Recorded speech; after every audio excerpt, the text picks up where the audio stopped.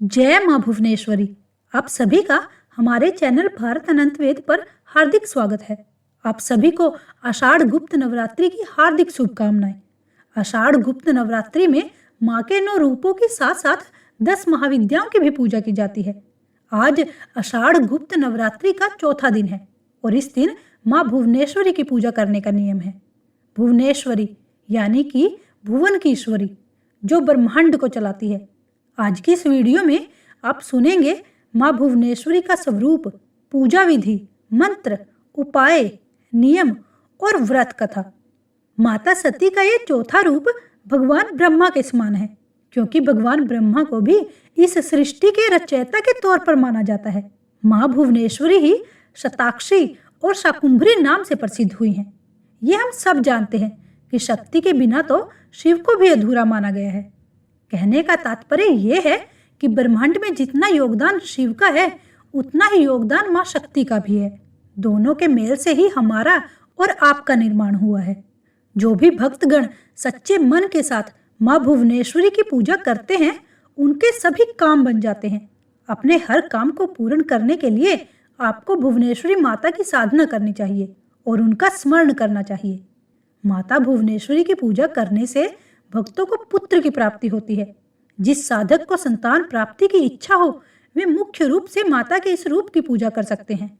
माँ भुवनेश्वरी की पूजा से भक्तों को आत्मिक ज्ञान व चित्त शांति का अनुभव होता है।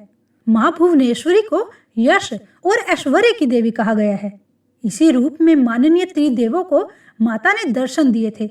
ऐसी पौराणिक मान्यता है कि माँ भुवनेश्वरी ही जगत में समस्त जीवन का पालन पोषण करती हैं। इसीलिए उन्हें 14 भुवनों की स्वामिनी कहा गया है। अब आप आगे जानेंगे माँ भुवनेश्वरी के प्यारे स्वरूप के बारे में। माँ भुवनेश्वरी को शक्ति और सृष्टि के रूप में महालक्ष्मी स्वरूप माना जाता है। आदि शक्ति भगवती माँ भुवनेश्वरी भगवान शिव की सभी लीलाओं में उनकी सहायिका है।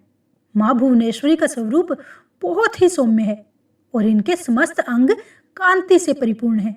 ये अपने सभी भक्तों को अभय और समस्त सिद्धियां प्रदान करती हैं। माँ भुवनेश्वरी को 10 महाविद्याओं में चौथी महाविद्या माना गया है। देवी पुराणों में तो बताया गया है कि मूल प्रकृति का दूसरा नाम ही भुवनेश्वरी है। माता भुवनेश्वरी का ये स्वरूप माँ त्रिपुर सुंदरी के समान है। उनका वर्ण उगते हुए सूर्य के समान प्रतीत होता है, जिसमें से सूर्य के समान ही तेज निकल रहा है। अर्थात माता भुवनेश्वरी में कई सूर्य की शक्ति निहित है। इनके सिर पर मुकुट है, जिस पर चंद्रमा सुसज्जित होता है और माता के केश खुले हुए हैं। माता ने लाल व पीले रंग के वस्त्र व कई तरह के आभूषण पहने हुए हैं। भगवान शिव के ही भांति माता भुवनेश्वरी देवी के भी 3 नेत्र हैं। माँ भुवनेश्वरी देवी के हाथों में 5 अंकुश, वरद और अभय मुद्रा विराजमान रहते हैं। अब जानते हैं कि माँ भुवनेश्वरी को प्रसन्न करने के लिए गुप्त नवरात्रि में हमें किस प्रकार से पूजा करनी चाहिए। गुप्त नवरात्रि में माँ भुवनेश्वरी की पूजा करने के लिए सबसे पहले स्नान कर लें और उसके पश्चात स्वच्छ वस्त्र धारण करें। अब किसी एकांत कमरे में या घर के पूजा कक्ष में पूर्व दिशा की ओर मुख करके बैठ जाएं। पूजा में बैठने के लिए हमेशा सफेद ऊनी आसन का प्रयोग करना चाहिए। अब अपने सामने एक लकड़ी की चौकी रखकर उसे गंगा जल छिड़क कर शुद्ध करें। अब चौकी पर सफेद रंग का कपड़ा बिछाकर उस पर एक प्लेट रख लें और उस प्लेट में हल्दी से त्रिकोण का निर्माण करें। अब इस त्रिकोण में अखंड चावल भर दें और चावलों पर सिद्ध प्राण प्रतिष्ठा युक्त भुवनेश्वरी यंत्र की स्थापना करें। अब भुवनेश्वरी यंत्र के समक्ष चावल की 10 ढेरियां बनाएं और इन ढेरियों के ऊपर 10 लघु नारियल रख दें। अब सभी नारियल पर हल्दी का एक तिलक लगाएं और इसके पश्चात भुवनेश्वरी यंत्र के समक्ष शुद्ध घी का दीपक प्रज्वलित करें और यंत्र का पूजन करें और ध्यान करें। अब अपने दोनों हाथ जोड़कर माँ भुवनेश्वरी का सच्चे हृदय से ध्यान करके धूप, दीप, चावल और पुष्प से पूजा करें और फिर भुवनेश्वरी महाविद्या मंत्र का जाप करें। ये मंत्र है ओम ऐं ह्रीं श्रीं भुवनेश्वरी नमः। इस मंत्र का आपको 108 बार जाप करना है। अगर आपको यह मंत्र कठिन लगे तो आप ओम श्रीं भुवनेश्वरे नमः इस मंत्र का भी जाप कर सकते हैं। इस मंत्र का जाप हमेशा सफेद हकीक की माला से ही करें। आप चाहें तो माँ भुवनेश्वरी की पूजा किसी शिव मंदिर में जाकर भी कर सकते हैं। अगर आप मंदिर में जाकर पूजा करना चाहते हैं तो पहले किसी मंदिर में जाकर षोडशोपचार द्वारा माँ भगवती भुवनेश्वरी का पूजन करें। अब घी का दीपक जलाएं और कपूर जलाकर धूप करें। माँ भुवनेश्वरी को सफेद फूल, चंदन, चावल और इत्र अर्पित करें। अब दूध और शहद चढ़ाएं और साथ ही माँ भुवनेश्वरी को मावे का भोग लगाएं। माँ भुवनेश्वरी की पूजा संपन्न करने के बाद इन पर चढ़ाए गए भोग को किसी भी स्त्री को भेंट कर दें। अपनी पूजा को संपूर्णता से करने के लिए आपको गुप्त नवरात्रि के चौथे दिन के उपाय और नियम भी जानने चाहिए। अगर आप ऐश्वर्य प्राप्त करना चाहते हैं तो माँ भुवनेश्वरी पर रात रानी का फूल अर्पित करें। पारिवारिक समस्याओं को दूर करने के लिए माँ भुवनेश्वरी पर 12 सफेद रंग के फूल अर्पित करें। अगर आप अपनी किसी खास मनोकामना की पूर्ति करना चाहते हैं तो देवी भुवनेश्वरी पर चढ़ाए हुए चावलों को अपने बेडरूम में छुपा कर रख दें। महाविद्या माँ भुवनेश्वरी की साधना करने के लिए उपासक की सभी सामग्री में खास रूप से सिद्धि युक्त होनी चाहिए। अगर ऐसा नहीं हुआ तो आप माँ भुवनेश्वरी की उपासना नहीं कर पाएंगे।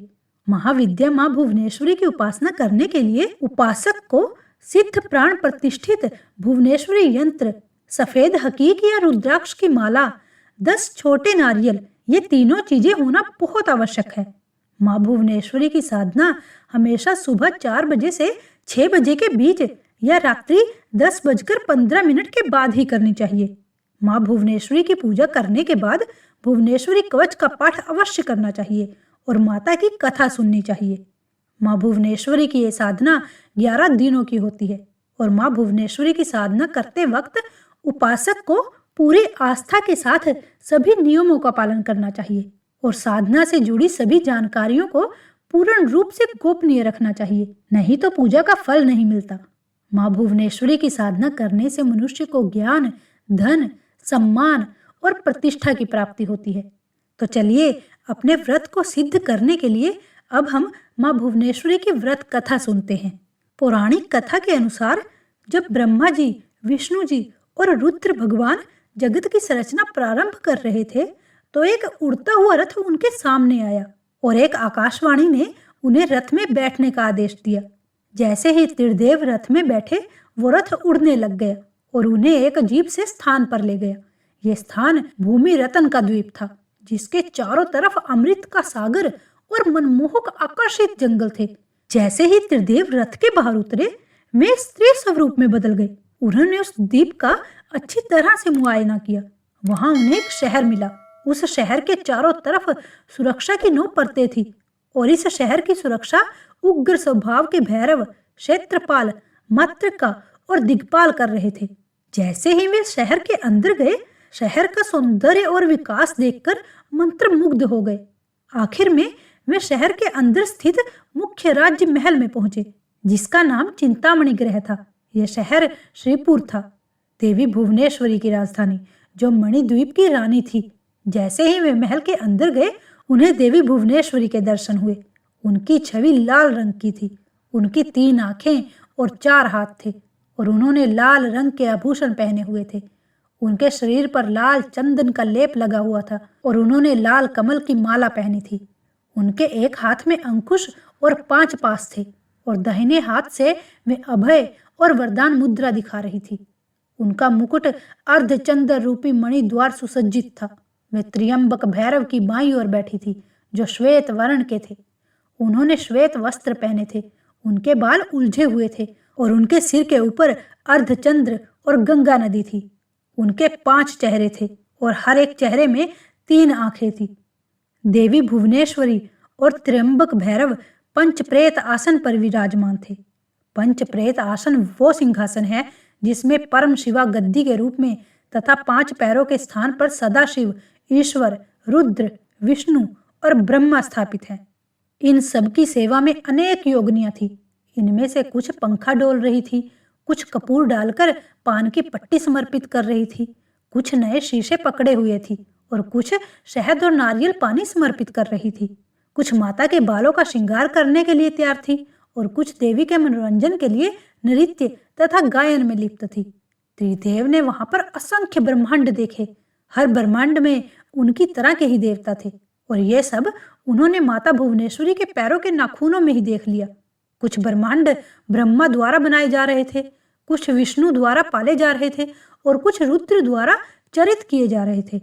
त्र्यंबक ब्रह्मा की इच्छा शक्ति द्वारा उत्पन्न भुवनेश्वरी ने त्र्यंबक के 3 स्वरूप बनाए, ब्रह्मा, विष्णु और रुद्र।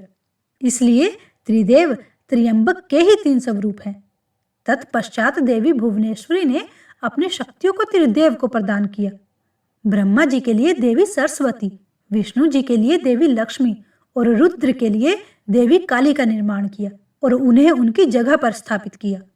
ब्रह्मा और सरस्वती ने मिलकर एक ब्रह्मांड रूपी अंडा बनाया। रुद्र और काली माँ ने इसे तोड़ा, जिससे 5 तत्व स्वरूप में आए। इसके बाद इन 5 तत्वों का उपयोग कर ब्रह्मा जी और सरस्वती जी ने संपूर्ण ब्रह्मांड की रचना की। विष्णु जी और लक्ष्मी जी ने इसके पालन पोषण का हर कार्य किया। अंत में रुद्र भगवान और माँ काली ने ब्रह्मांड की समाप्ति की, ताकि माँ सरस्वती और ब्रह्मा जी पुनः रचना शुरू कर सके। ये थी माँ भुवनेश्वरी की कथा। इनकी पूजा करने से ऐश्वर्य की प्राप्ति होती है और जीवन की सभी समस्याएं दूर हो जाती हैं। मनुष्य की सभी मनोकामनाएं पूर्ण हो जाती हैं। जय माँ भुवनेश्वरी, जय माता दी। मैं माँ से प्रार्थना करती हूँ कि आपका गुप्त नवरात्रि व्रत सफल हो और माता रानी की कृपा आपके और आपके परिवार के ऊपर सदैव बनी रहे। यदि आपको ये वीडियो पसंद आई हो तो इस वीडियो को जरूर लाइक करें, कमेंट में माता रानी की जय लिखें और हमारे चैनल को सब्सक्राइब करना मत भूलिएगा। धन्यवाद।